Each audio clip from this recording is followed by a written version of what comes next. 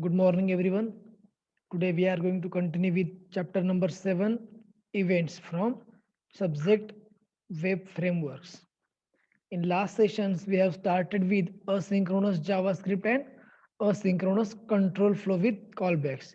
Now, in this session, we are going to continue with promises in JavaScript.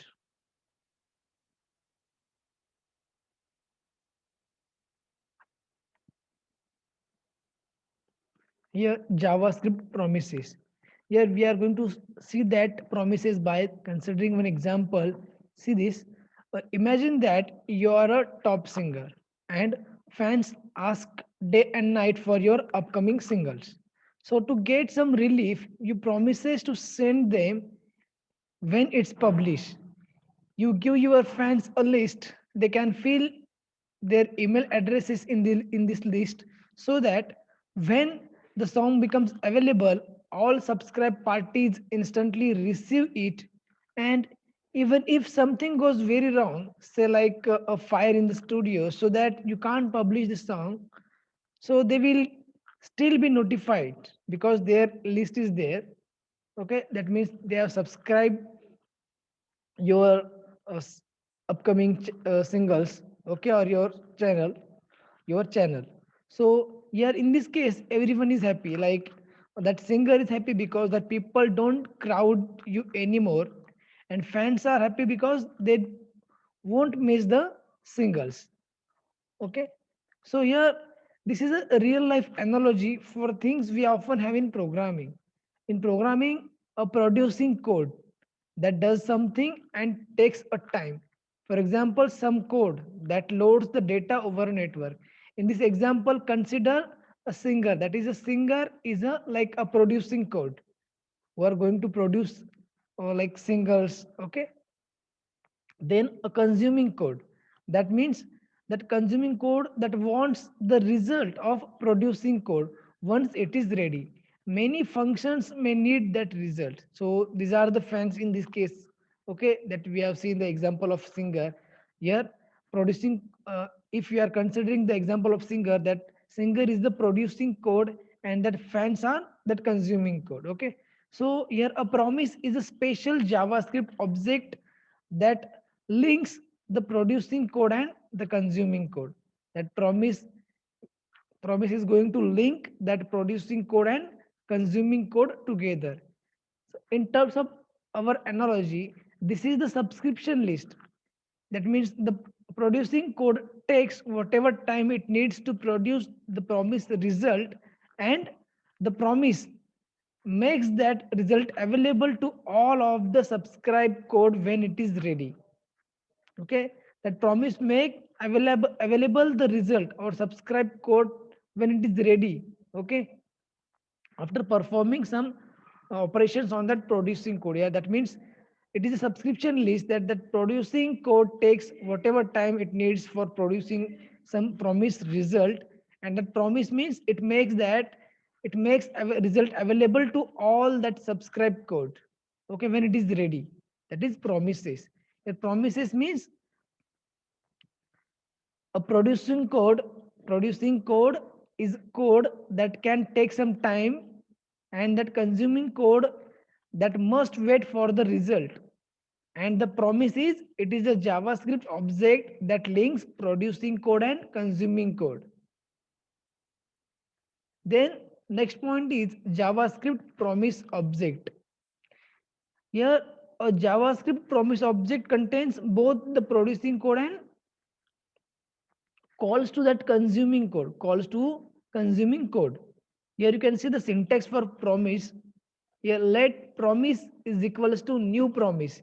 See the variable promise is equals to new promise. Here you can see the promise function. Okay, then inside that we are going to write one function having parameters resolve and reject, and the body contains the executor. That executor contains the producing code. Here in this case, that producing code is a singer. We have seen the example of our singer. Okay, that's why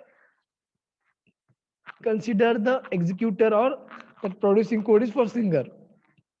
Sorry, here the function passed to a new promise is called executor. Here the promise function. Okay, function passed to the promise is called the executor. When the new promise is created, the executor runs automatically. Whenever we are going to create a new promise, the executor runs automatically. It contains the producing code, which should eventually produce the result. In terms of that analogy, we have seen that here in this case, the executor is the singer. Executor is singer. It its arguments like resolve and rejects are the callbacks. These are the callbacks provided by JavaScript itself. Our code is only inside this executor. Okay, we are going to write the code inside that executor. And this function contains resolve and reject parameters. These are the callbacks provided by the JavaScript. This is the syntax for promise. Then when the executor object when the executor obtains the result, it may be earlier or late, that doesn't matter, it should call one of these callbacks. Which callbacks? We have seen it having two callbacks, resolve and rejects. Whenever we get the result, it should call one of these callbacks, like resolve, that means value, and reject, that means error. If that job finished successfully with the result value, if the job successfully finish, then we will get a value, result value. If any error occurred, that error is the error object, so it will return that error. So for summarizing this, that executor runs automatically and attempts to perform a job. When it is finished with the attempt, it calls a resolve. That means it will return the value, and if it was not successful, or it will, if it is rejected, then it will give an error. Okay, so that JavaScript promise object can be pending, fulfill, and rejected. It can be pending, fulfill, or rejected. The promise object supports two properties. The promise object support two properties, that is state and result. State and result. While the promise object is pending, that means working. While a promise object is pending, the result is undefined. If it is pending, the result is undefined.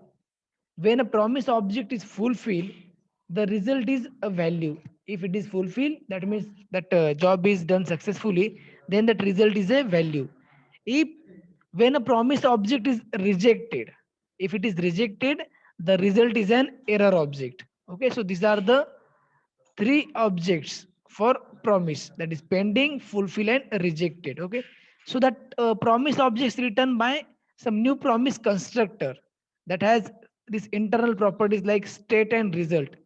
Initially pending, then changes to either fulfill when resolve is called, or rejected when reject is called.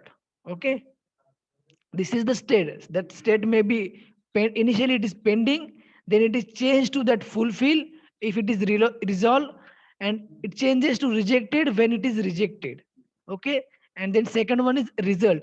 Initially it is undefined, then it changes to a value when it is resolved, and another result is error when it is rejected. Here you can see the JavaScript promise objects. Here that executor eventually moves promise to one of these three states.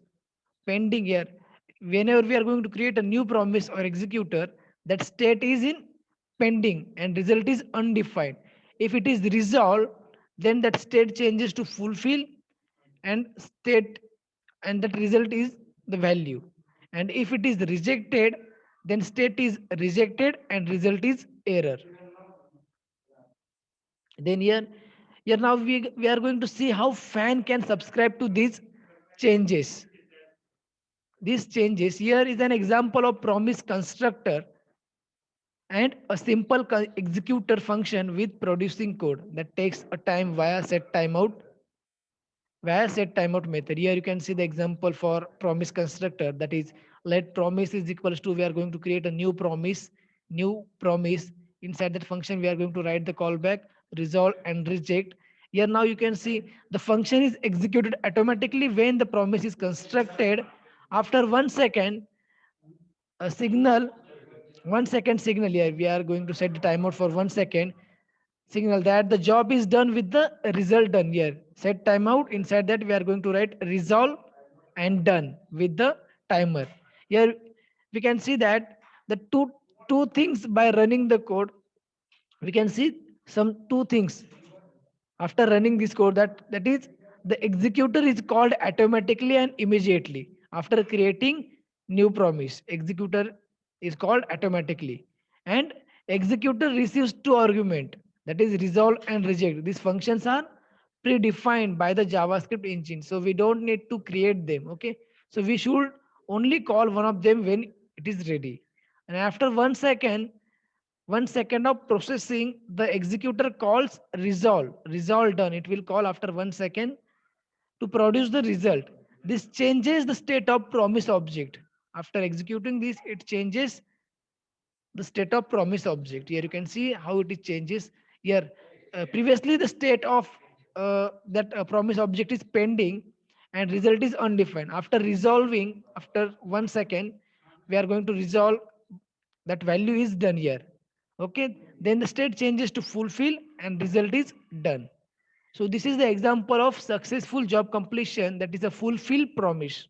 Now we are going to see for error promise. Okay, so now we are going to see the example of executor that is going to reject the promise with an error. So here you can see we are going to create a new promise with the callbacks resolve and reject.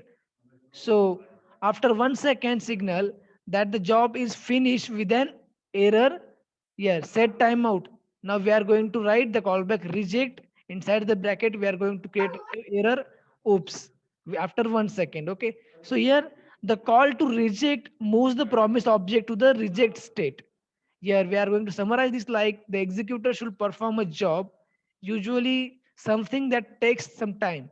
That is, here we are mentioned the time 1 second, and then call resolve or reject to change the state of corresponding promise object.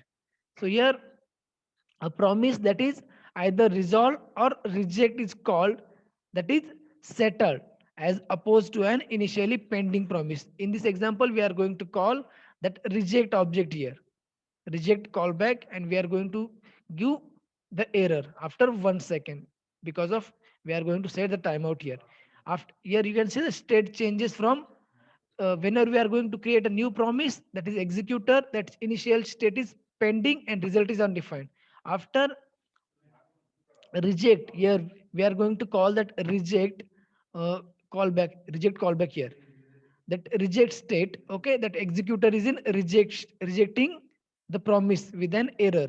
Okay, executor rejecting promise with an error, then state changes to rejected and result is error. Yeah, that's it for today's session. We will stop here. We have seen about promises, then promise objects, and their states pending, fulfill, and rejected. Okay, and we have seen the example for that executor, for fans, that is producing code and consuming code. Okay, yeah, we have seen that producing code and consuming code. We have seen the example for a singer and fans. That is, singer is the producing code and fans is the consuming code here. And we here. Okay, in this way we have finished with promises. We will stop here. Thank you.